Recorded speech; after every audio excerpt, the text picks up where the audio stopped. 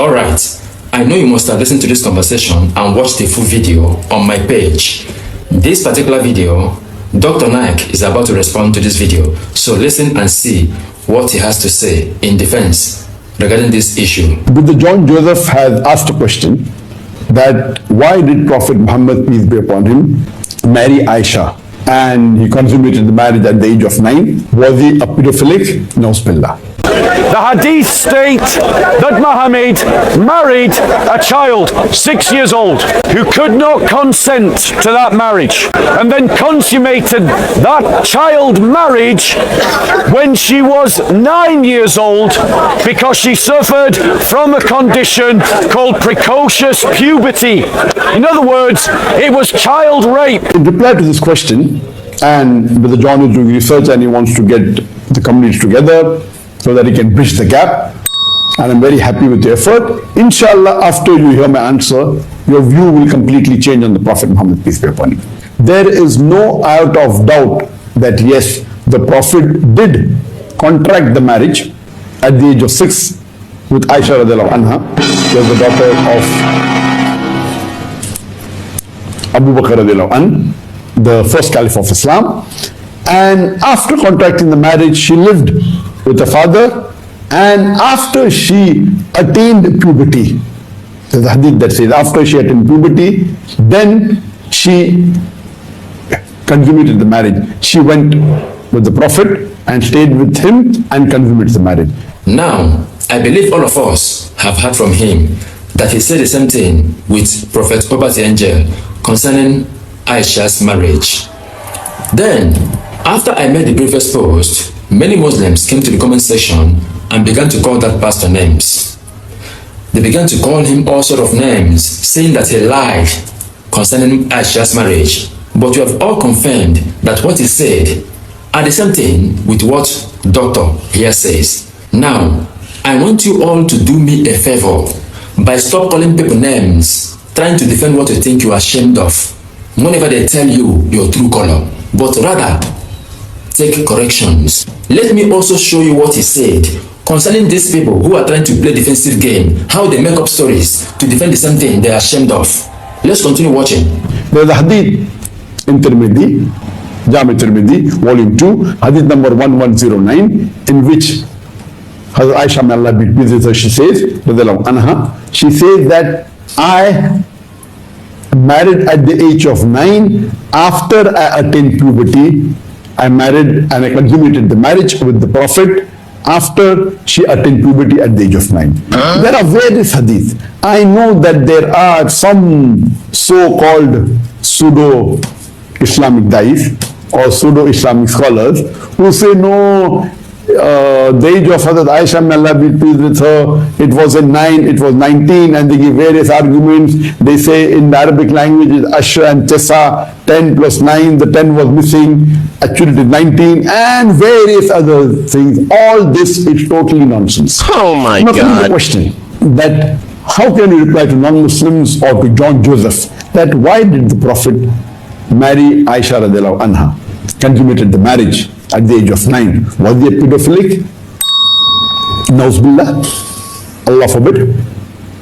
Before I come to the answer, first let us discuss that 1400 years ago, it was common, it was not uncommon that men married women of the age of 9 to 15. It was common 1400 years ago that the men, they married girls between the age of 9 and 15. And there are various examples. If you read historical records, we come to know that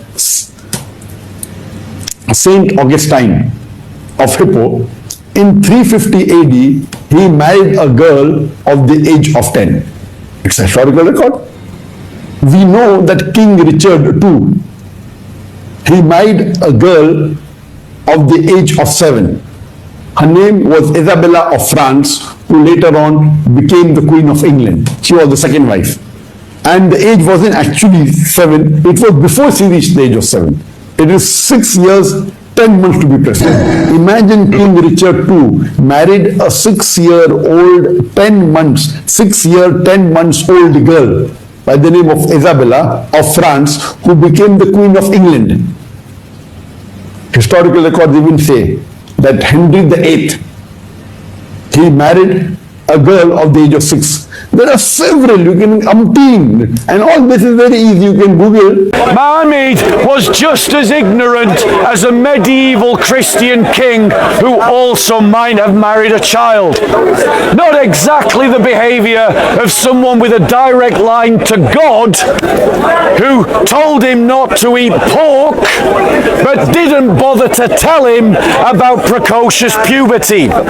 Muslims are embarrassed by this these days because it means that they are forced to defend child marriage. And some good Muslims who don't want to do that have started to reinvent and to rework the Islamic hadith tradition to say that Aish was older, that she's more 18 years old or 19 years old.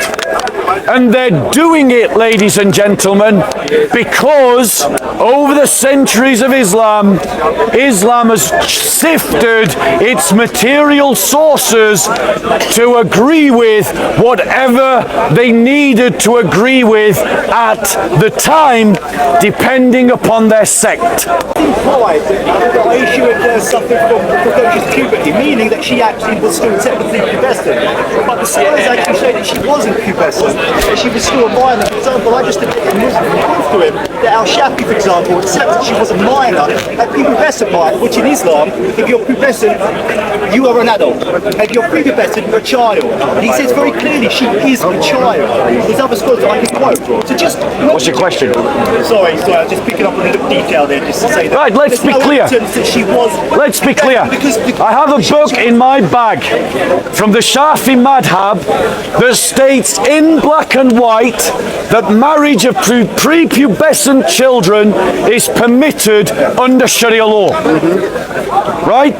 And so there are Muslims who are saying, yes, Mohammed married someone who was pubescent, and that's fine. But the logic, ladies and gentlemen, that says because you bleed you're an adult is an ignorant, backward logic.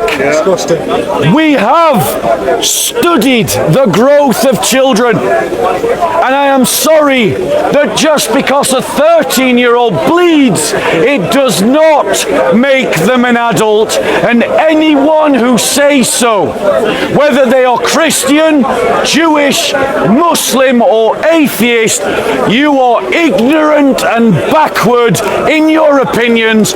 Go and read a book. The hips have not widened.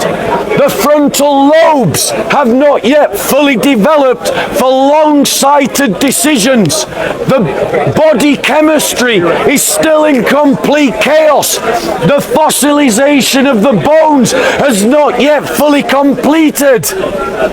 These are the definitions of a biological adult. And so, just because you bleed does not equal that you can breed. You've seen the kind of man Dr. Naik and all Muslims are comparing Muhammad with, only to defend him, to deliver him from the shameful act of marrying a 6-year-old Aisha. You can see that. See the kind of men they are comparing Muhammad with. Ordinary men, just ordinary men that are not even prophets. People that had no major role or any important role to play in Christianity. Their names are not even in Bible. Not as prophets or as important people in Bible. To compare with Muhammad, whose name is in Quran. In fact, the foundation of Islam. The seal of all prophets, the finest example of all men, according to them. One to look upon, the role model. The way these scholars rate Muhammad as the finest example of all men and the seal of all prophets. In fact, if there is any human being in this world ever existed that's supposed to be addressed as a holy man, a perfect man, that should be Muhammad. But instead, it is other way around. Bloody, adulterous, pervert, opposer, rebellious. He rebelled against all the commandments of God. He basically broke all of them. Yet, they see him as the best, the finest example of all men, the role model, the seal of all prophets, the worst character ever existed, to be addressed as a prophet, a servant of God, a holy man, you better start thinking with your brain and stop thinking with another man's brain based on what you are told. Read for yourself.